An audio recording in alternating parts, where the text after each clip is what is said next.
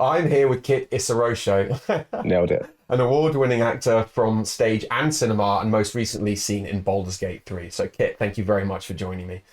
Thank you for having me. Absolutely. So, just jump in with the very first question, because I have to know, had you ever Hmm. heard of Dungeons and Dragons before, or Baldur's Gate, indeed, before you got the job on the game? I had heard of it. I hadn't played it. Obviously, For sure. Dungeons and Dragons. I feel like we've all known that. I Yeah, am a bit of a gamer. I love the role playing games myself. My nice. fan favorites are like Mass Effect, Skyrim. Those. I love kind of sci-fi stuff. Yeah, But awesome. yeah, I'd heard of it. But then when I got the opportunity or when I found out I was going to be kind of part of it in the game, I was like, oh, this is going to be so cool. I've always, wanted to be part of a really cool game. Can So. only imagine. I mean, what you're talking about, a classic sort of sci-fi, and I suppose high fantasy and sci-fi are very much the two defining types of role playing. So that's cool. You span them both 100%. now in one and play the other. Yeah, that's it. That's it. 100%. So you didn't have to say to your friends, or your family, sorry guys, for the next couple of weeks, no one's going to see me because I just have to smash high fantasy video games. I mean, that'd be a good way to prepare them Um, wrong. yeah, not on this one. Not on this one. I mean, like before, I definitely used to play game. I was one of those guys. I'd be playing a game for 6, 7 hours a day, like religiously. If like I mentioned Mass Effect, for example, and obviously it's like a trilogy. All three. Andromeda's the fourth one, We don't but talk like about that we don't talk about that one. one. But obviously, the decisions you make in one affect what happens in two. There's decisions you make in two, what happens in three. So it's like, well, I have to play out every single possible decision ever that's even possible. Of course. So I must have replayed that trilogy at least 5 times. But yeah, Oh, yeah, yeah. I was excited to be part of this one I for just sure. seen that behind the chiseled jaw beats the heart of a true gamer by the sounds of it. So 100%. I through and appreciate the through. compliment on the jaw, mate. I appreciate it. So yeah, you've got a background, or at least you were trained in musical theatre. Is that right? Is that what all started from you? Yeah, yeah. So I started theatre training when I was 13, and Mm. then that was at Redbridge Theatre School. Then I went to somewhere called Tring Park for sixth form, and then I went to Mount View, and I was on the musical theatre course at those schools, at those Oh drama schools. wow. Okay, so Yeah, with the acting and the dance, is it dancing? Does that mean musical theatre? That does mean dance, right? yeah, A yeah. lot of So dancing. like I trained in tap, ballet, contemporary, jazz, and yeah, many of those things. Oh, awesome. Oh, wow. I mean, do Yeah. you identify, I mean, I don't even know if it works this way, but do you identify as an actor, as a dancer, as a model, one more than the other, or is it very much jack of all trades? Yeah, good question. I definitely say I'm an actor first because whether you're singing or you're dancing, you're still telling a story. Yeah, sure. Do you know what I mean? So Absolutely. it's still about the narrative that you're trying to tell the story to the audience. So I would say that I can dance as opposed to say I'm a dancer because I have friends who are dancers. Yeah. They'd be like Matthew Bourne or Drew Barry's company, and I wouldn't say that I'm that. But yeah, I mean, I've been in shows where there's been quite heavy dancing in it. I mean, I did West Side Story last year, which was a lot of fun at the Opera House. So, and that's like as far as musical theatre goes, that's like one of the dancey shows, and I was Bernardo in that, so that was a lot of fun.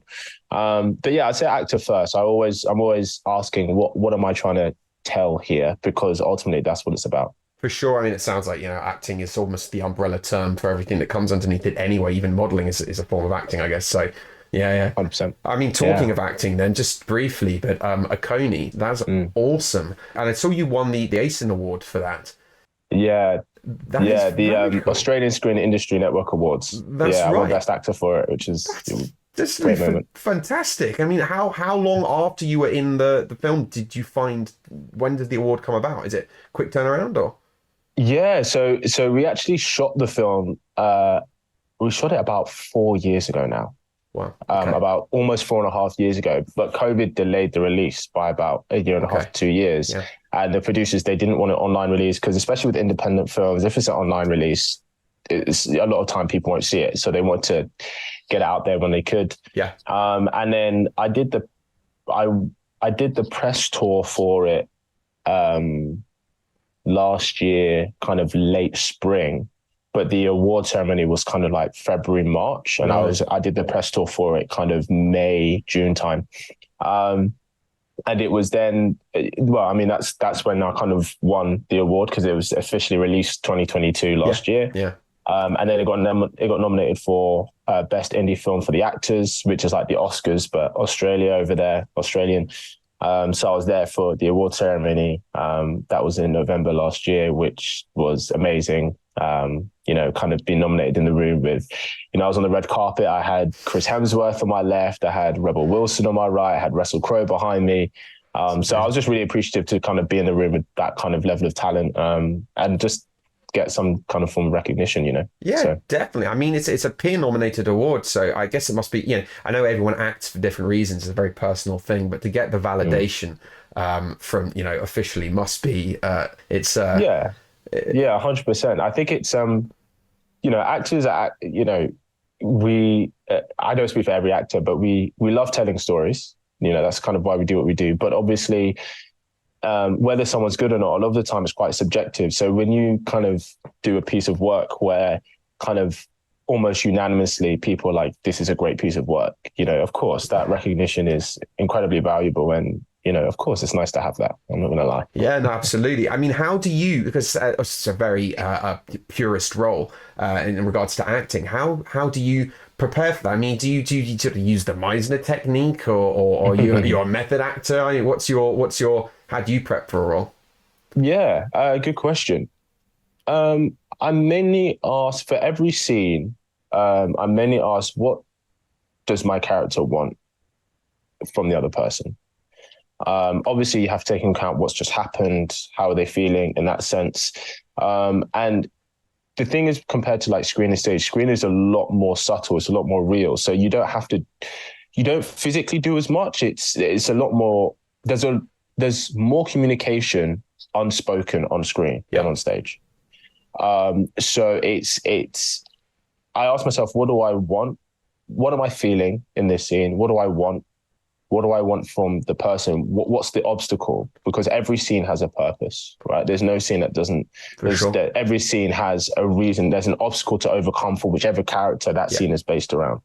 And then just being open to receiving from my fellow actors, because you might do different takes and they might do one slightly differently. Sometimes the director will give them a note, but they won't tell you what that note is because they want the response to be natural. Yes. Do you know what I mean?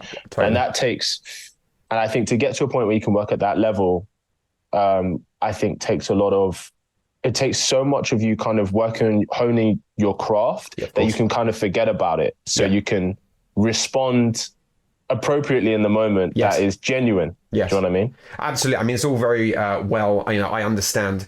I've learned about some basic acting techniques to put labels on them, but I think that's probably quite from an external sort of a layman's point of view, I suppose. That's how I would ask, but it sounds like what you're describing when you say talking about working on your craft. I suppose really it's every workshop, every experience, everything you've ever worked on, it all sort of comes together to make you who you are. 100%. It's like footballers. Like they practice passing, they know the technique of passing, of sending a curveball, of using their other foot, but they practice it so much that in the moment they don't have to think about it. It just happens. Yeah, totally. It's the same thing. So and next form of acting then, in regards to motion capture, is this something that you'd ever done before, or was this a first for you?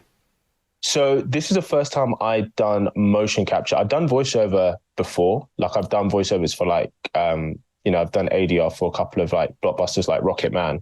And I did for The First Lady, which is on HBO. Did you say ADR? Sorry, ADR, so audio...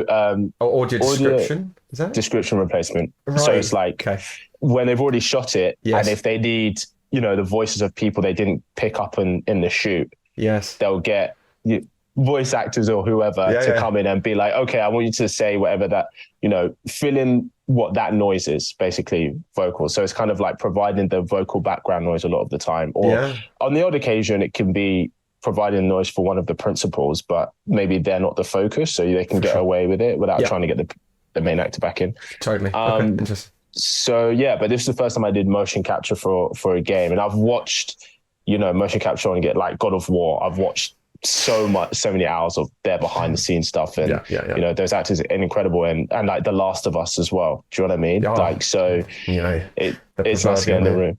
Oh my gosh, amazing games. 100%. I mean, I think motion capture has been around in games for years, but I think in the early days, it was because they started to realize that it was a cheaper or easier way to animate a character than having to keyframe every single joint. So at first it was a cost thing, but obviously as the technology has enabled over the years, it is now meaning that they can get cinematic performances out of actors who traditionally, of course, wouldn't have had a gateway into the gaming world, which is incredible. 'Cause, so I mean, when you were doing the mocap, how did you prepare for that? Other than sort of watching the videos, did a background in dance help? Do you have to physically prepare for the role, or do you just turn up and go? Yeah.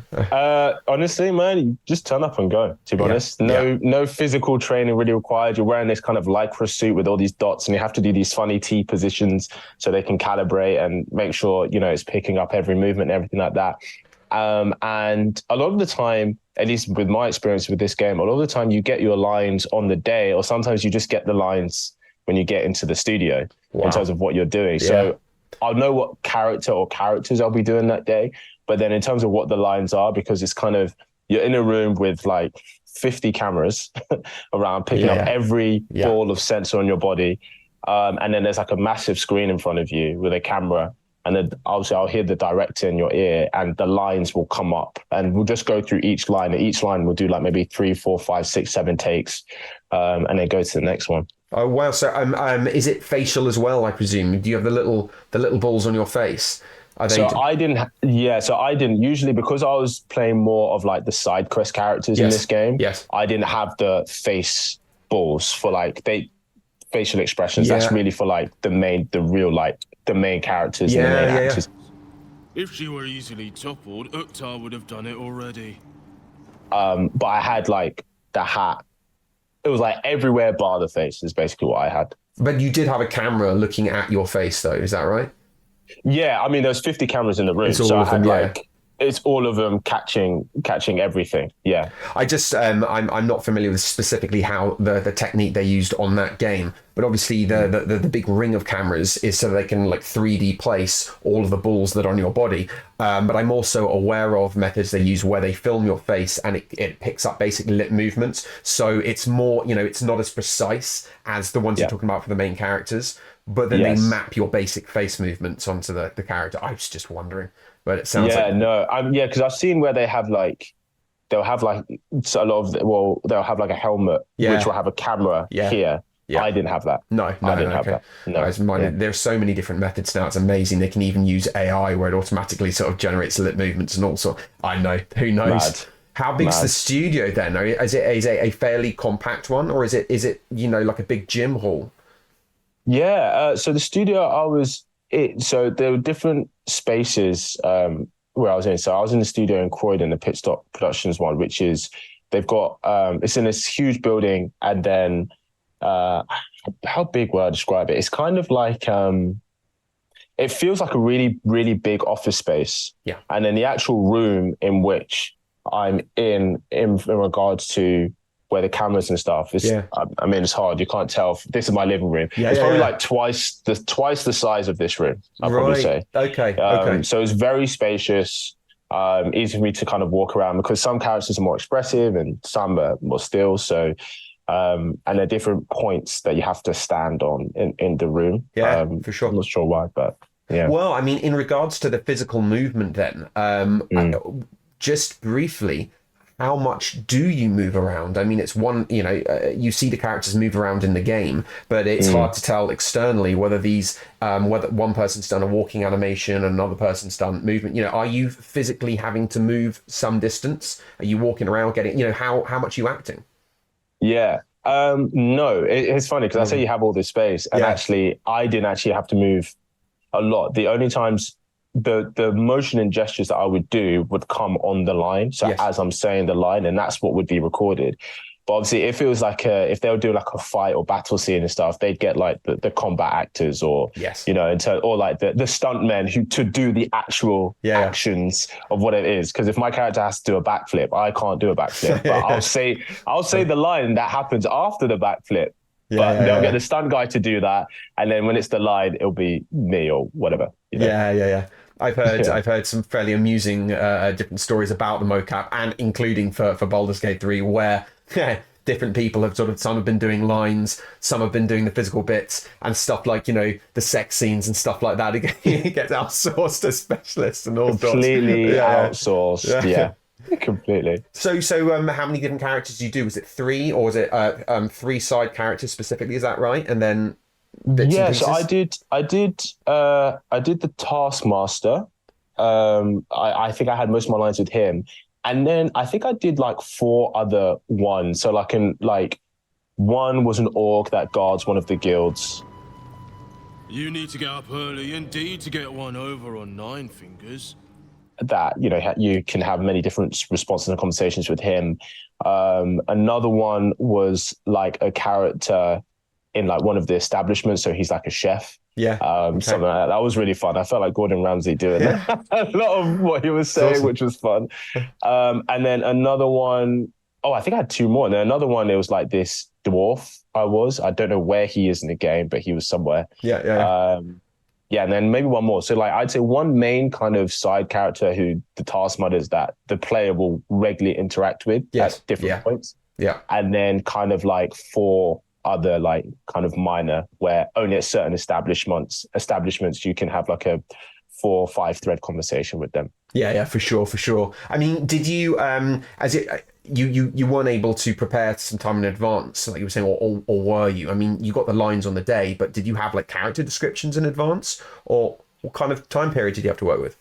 Yeah. So I definitely got character descriptions. It's funny because I've actually probably auditioned for Pit Stop Productions for like projects that they're doing probably for the past 2 or 3 years. Right. I get self-tapes in and for different roles and parts, and for 1 or 2 different games. And it just never went my way. But then they obviously really liked what I did from the previous tapes I'd sent over the past 24, 36 months. And they were like, oh, well, we've got these characters. We know Kit can do it because he sent us a bunch of self-tapes that we know what he can do. So they just said, hey, if you're free, come in and do these parts. And I was like, I'll take it. Yeah. So I definitely got the character descriptions for sure, like before the day. Whenever they book in the day, they send you character descriptions and stuff. But in terms of lines, usually lines I get on the day or in the room. Sure. I mean, I guess I think the reason I was asking is I was just wondering how do you prepare? I say prepare. Do you come up with like different voices? Did you alter your accent, stuff like that? I mean, how did you create the different characters in your mind? Yeah, of course. So I think before the character, when you get the description, if I'm being honest, a lot of it happened in the room with the director. Yeah. Like be like, oh, like how's your northern accent? Or, how's your how's your RP accent? Or can you do a French one? Yeah. So I think, and especially apart from the side character was definitely specific. Yeah. So I think the higher ranking the character is, the more they're like, it has to be this. Yeah. Do you know what I mean? Yeah, for sure. But then for like the minor characters and stuff, like you can play around with it more. Yeah. They're more open to playing around with it, to seeing what suits what's in a nice place for you. And sometimes it'd be like, oh, can we have this a bit higher tone, a bit softer? Or can we have this like fucking down here? Do you know what I mean? Like very much kind of different placements. So a lot of it basically happened in the room. The director's like, okay, can we try for this? And now I'm like, yeah, this have a go. So if you're experimenting with the sound of the voice, I presume you can't, or can you, ad lib or fiddle with the lines at all, or are they absolutely locked down because of the nature of because of the way they make the game?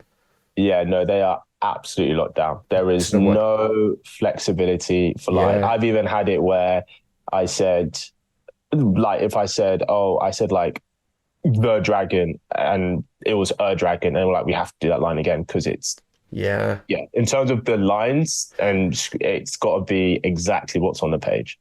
I mean, it makes sense. The complexities of the scripts are just stuff of legends. So I suppose they don't want to be getting further down the line. And, even I find that if I'm recording something, I edit and, why did I do it? Oh, wow. I mean, with the actual period that you were working over then, because you said sometimes you did like 7 takes or whatever, is that 7 takes for each line or bit? And then so how did and also multiple days, were you in for one day, or did you have to go in more than once? Yeah, so I had multiple days. So in terms of the takes, it'd be takes for one line. So for example, a typical session that I did would be I'd be in from 9 and maybe I'd finish at like 5.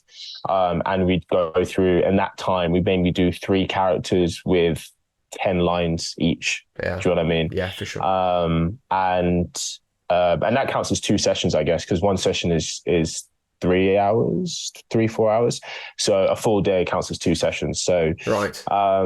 And I mean, it'd be different lines, different takes of the same line. And then how many days did I do? I did about a week's worth, spanned over the course of about a month. So there was I think for about 3 or 4 consecutive weekends, I was in the Saturdays and Sundays, basically. Oh, because it tends to be on the weekends. Interesting.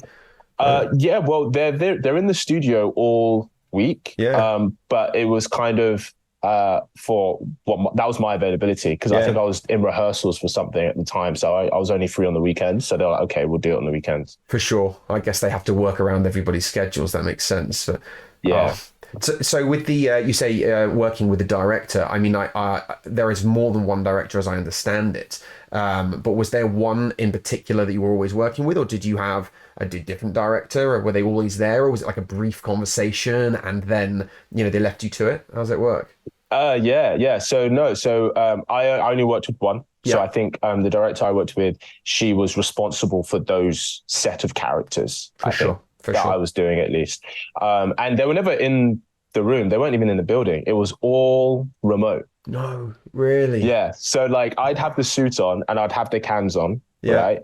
And then one of the cameras in front of me would be it was purely for the directors. Yeah. So they'd be on a laptop wherever they are in the world.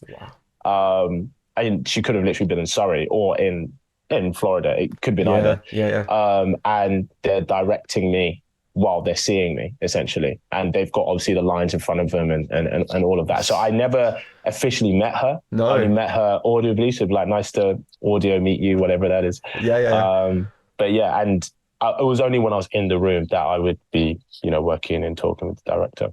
Yeah, okay. So I mean, once they'd selected you for the role, do you speak to them, the directors, in advance, or do you just turn up on the day, they strap you up in the kit, turn on the laptop, and you say, hi?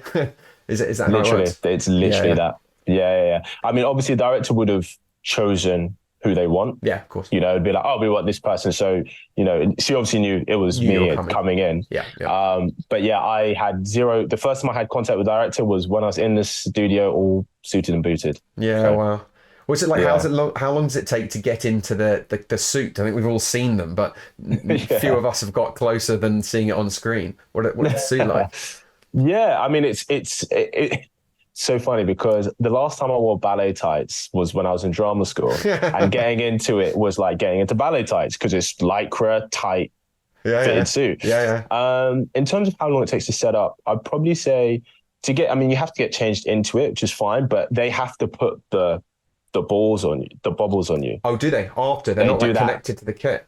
So the main ones, it's like the joints are all connected in the kit. So when you put that out, the joints are there, but then everything else, they have to do that manually. So I'll probably say all in all, it doesn't take too long because they're professionals, so they're quite fast. So probably 20 minutes. Yeah. Exactly. Yeah. Oh, okay. I say about 20 minutes into getting into it, then putting everything on, strapping in.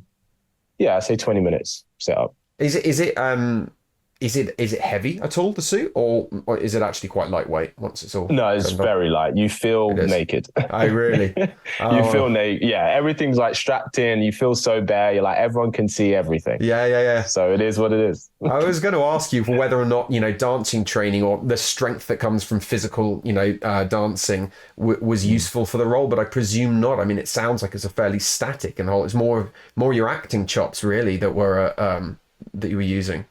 Yeah, definitely. I'd probably say the only thing for my dance training would maybe be posture.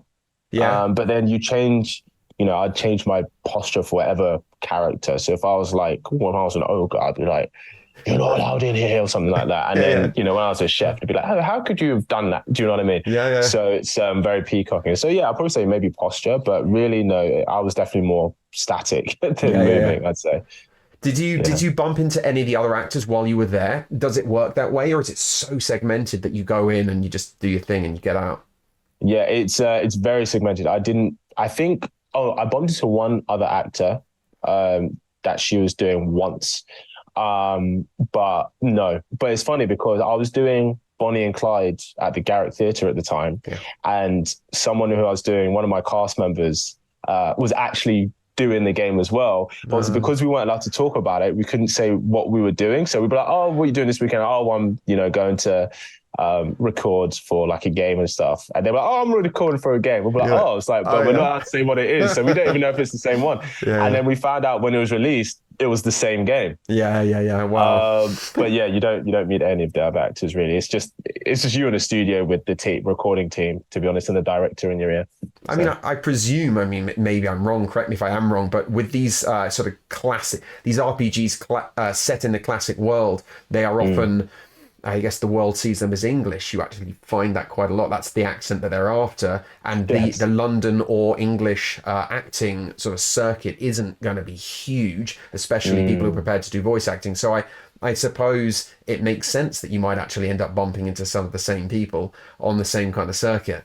But 100%. 100%. It's funny. You do find in this industry, have you ever heard of the Pareto principle? No, I haven't. Go on, hit me. So the Pareto principle is, and I'll avoid going on a long rant, but it's basically where 20% of mass is responsible for 80% of the production. Right. So like, for example, 20% of stars in our galaxy hold 80% of the galaxy's mass. Yep. 20% of cities in the world hold 80% of the population. Yeah. 20% of authors are responsible for 80% of books sold. Yeah.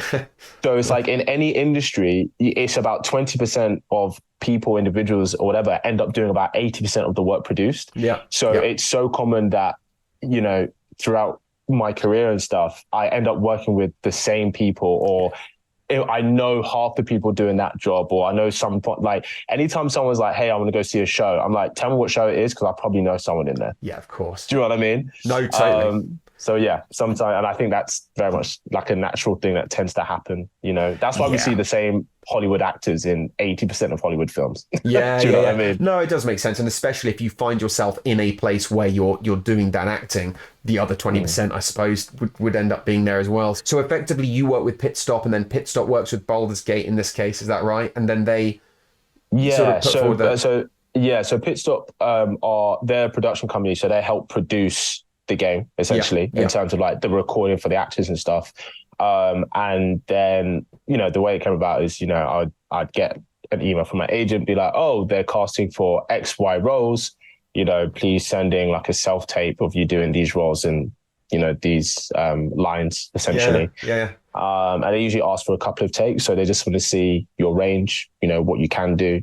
And then you either get a call back, say like, hey, they want to book you in, or you don't hear. And that's just the nature of the biz.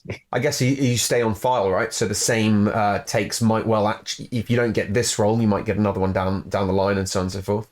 Yeah, 100%. I mean, even for Baldur's Gate, like I didn't even have to send a tape, because they had all my tapes for different parts and roles from the past 2 years. And they were like, oh, like he's clear, like he's shown kind of what we're looking for these set of parts. So let's just get him in. So did you even, so you didn't apply for Baldur's Gate then? Did Pit Stop come to you and say, hey, Kit, are you available to work on this game? Yeah. So it'd be, I mean, essentially they would have gone to my agent and been like, oh, because, so I'm trying to think, I don't know who I should check. Whoever the casting director is, maybe they have a casting director at Pit Stop Productions, but they would have had everyone on file who would have sent tapes in. Yeah. And then the Baldur's Gate would have gone to them, hey, we are looking for 3 actors to play these 15 roles. Yep. And then they would have gone, okay, this is who we have. Do you know what I mean? Or if there's someone we haven't worked with, be like, oh, their tape's really good, so let's get them in. Do you know what I mean? Totally.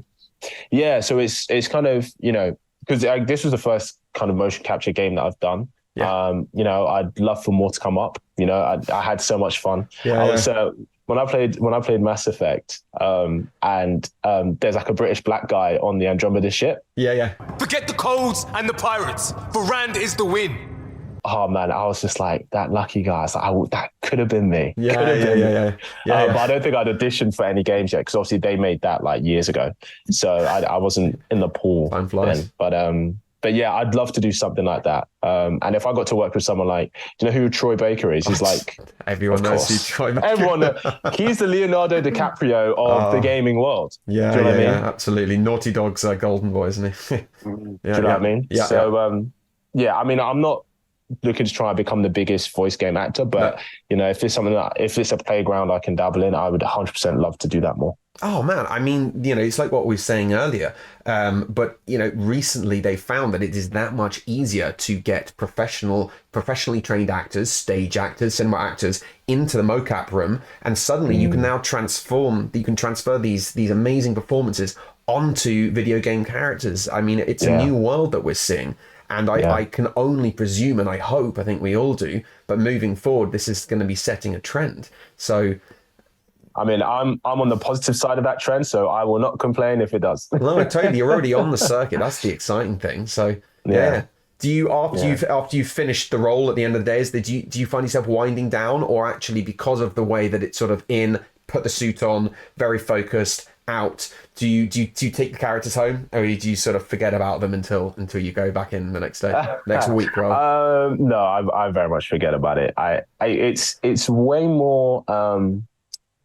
It's really fun Yeah, because in the nicest way possible, compared to the different mediums like screen acting or stage, whatever, it's the littlest amount of preparation. There's yeah, yeah.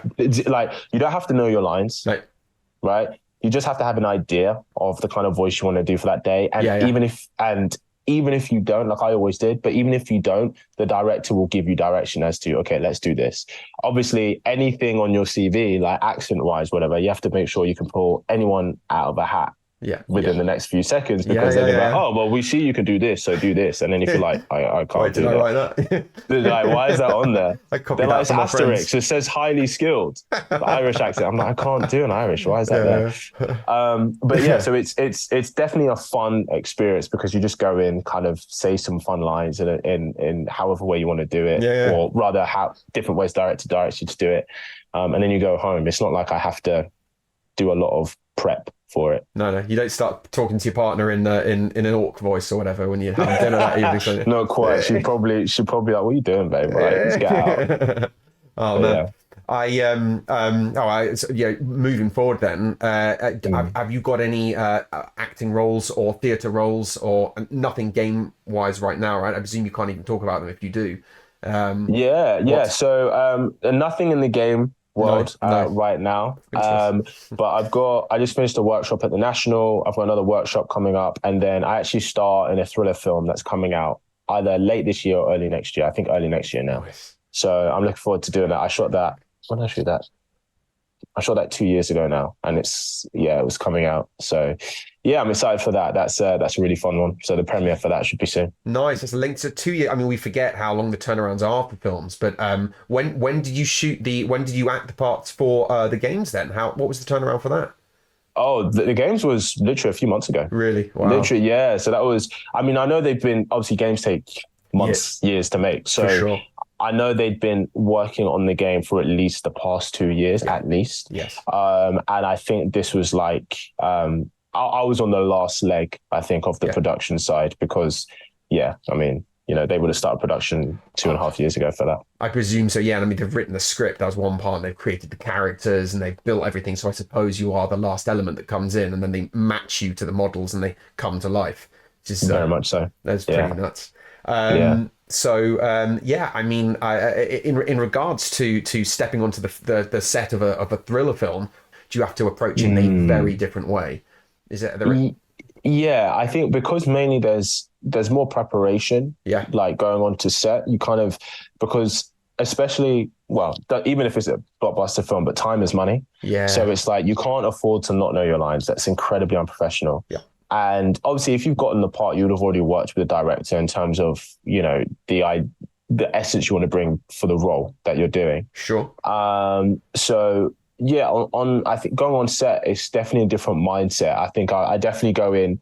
It's obviously fun, but I definitely go in more. I'm here to work and I'm here to do an effective job Yes. for what it is that I love doing, right? Yeah. Whereas going into a studio is just like, I'm just here to have fun playing a game character. Yeah.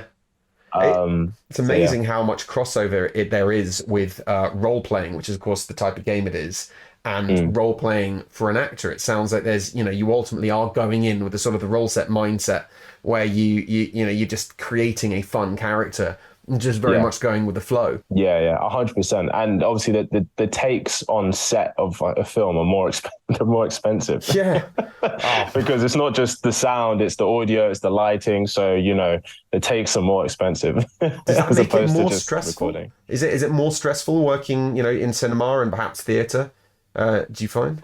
Yeah, I'll probably say on set, it can be more stressful because they're always behind. You're always behind. Like I don't think. I mean, I've only worked on a handful of sets. Yeah. But even then, I've never been on set, like on a shooting schedule, where we were on time for everything. Never. Really? Never. They always underestimate how much time they're going to need to shoot. Yeah, for always. Sure. So it can be a bit more stressful. It's weird. It's more stressful because everybody else is busying about. Yeah. But as the actor, you're kind of like, it's not your job to hear what's going on, but it'll be like, they'll be like, cut. And then you'll hear some murmur and they'll be like, yeah, we can only get 2 more takes of this because we just have to move on. Yeah. But that's not your job to be worrying about that. You're there to do the role. Yeah. Right?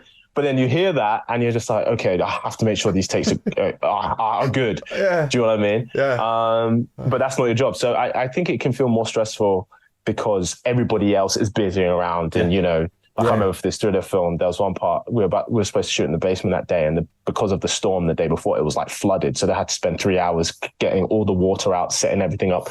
And obviously, us actors, we're just chilling, just having snacks, having a chat, and everyone's like rushing, like we don't have time for this. So it's stressful because of the outside stuff. But if you're in your zone and stuff, you kind of go and do what it is you need to do. That's what you're there to do, and the director's there to help you with that. I suppose ultimately, logistically, you're right in the middle of it all and you see it all play out around you. Whereas, like what we've just said with the game, they've probably produced like 99% of it in advance already in another place, in another country, another continent maybe. And you are just doing your very select little bit there and then it's just getting pasted in. No, it's amazing. It's fascinating to see how traditional acting is finding its way into the video game industry. And I think everybody is aware of it, even if it's not sort of said. It's not something that's presented to us so clearly, but you play these games and you feel like you're watching a movie and you take it for granted that the people behind it are actually film actors. And I think like 100%. I think, we referenced it already, but I think the first game where I was like, the acting in this is incredible was the first Last of Us. It's been that way for a long time. No, we are survivors. This is our chance. It is over, Tess. The acting is unbelievable. Yeah. And it's like, it's not just being able to do with your voice now. Like, you are acting. And because of, with technology, the graphics are getting better. So the accuracy of the face and everything like that, like everything is being picked up like it is in a film. So you have to be able to act in the way, especially role-playing games. And you're going to play, those games that are really about the story. It's not just Call of Duty where, I'm not saying it doesn't have story, but, the story in Call of Duty isn't the same as like Baldur's Gate, right? You know what I mean? Yeah. 100%. So, it's definitely, and I enjoy it because obviously I'm biased. I care about the story more than anything because I love role-playing games. So, but yeah. Yeah. I think I would say I first thought or felt that way when I sort of saw David Hayter doing Solid Snake in Metal Gear Solid. If I can't stop Metal Gear, this whole place will probably be bombed to hell. Yeah. We might not meet again.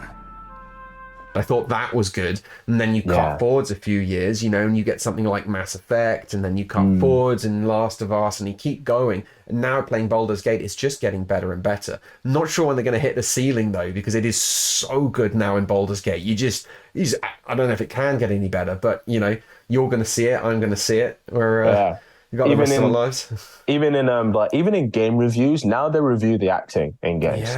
Yeah. They're yeah. like, oh, the voice acting is great, or the voice acting is a bit shoddy, or whatever. Like, they now review the acting Yeah. in games now. So it's kind of like, it is what it is at The this point. bar's been set, but of course, that does Yeah. also make the games that much more expensive and bigger to make. So that also, makes less indie producers able to get involved.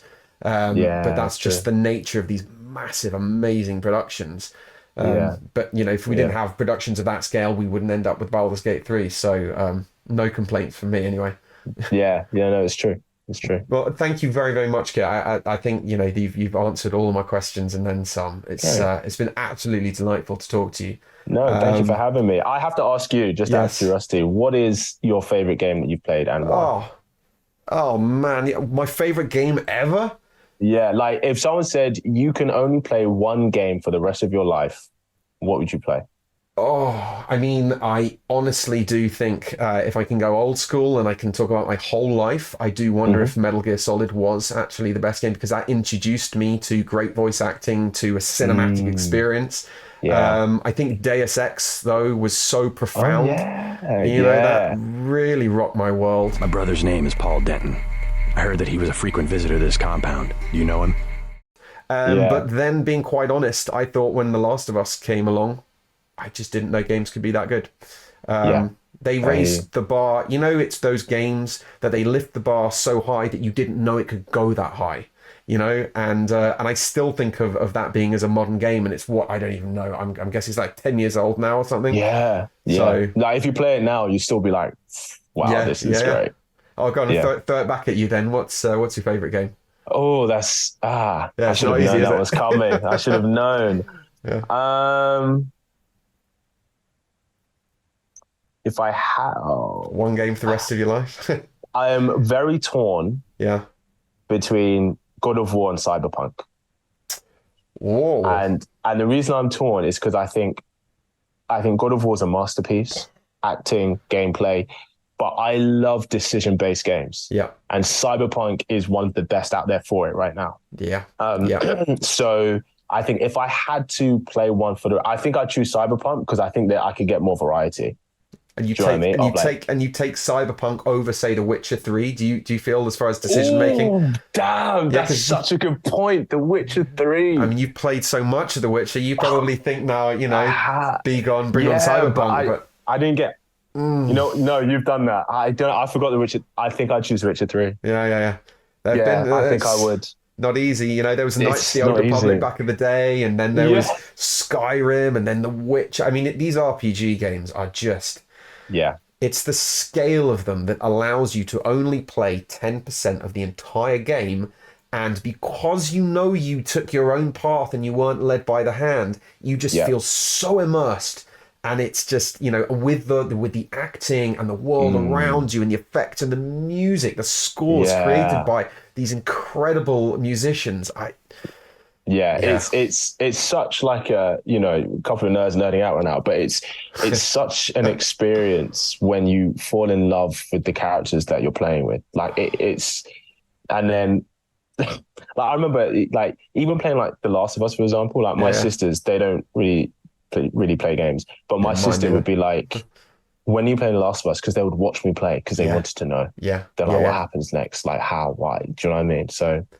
Yeah, we love it, man. Absolutely. My wife's much the same. Just zero interest in video games. It's very much my thing. And there are very, very few games, and Last of Us is one of them, where she practically isn't sure whether we're watching a movie or I'm playing a game. Just check my hands for control. You know what I mean? It's that kind of cinematic, fantastically made. So, well, I think we've got quite a few of them over the next 20 years. I can only imagine they're going to get better, and there's going to be more of them. And so, hopefully you'll be in another one, and we can speak about that one. That'll be fun, man. Harry, it's been a pleasure to come on, and if I get into another one, I'll let you know. And when it comes out, let's do this again. Absolutely, be amazing. Well, it's super nice to speak to you. Don't forget to subscribe to Kit somewhere. I'll put it up there. And take care of yourself, mate. And you too, man. All right, thanks very much. Bye bye. Cheers. Bye.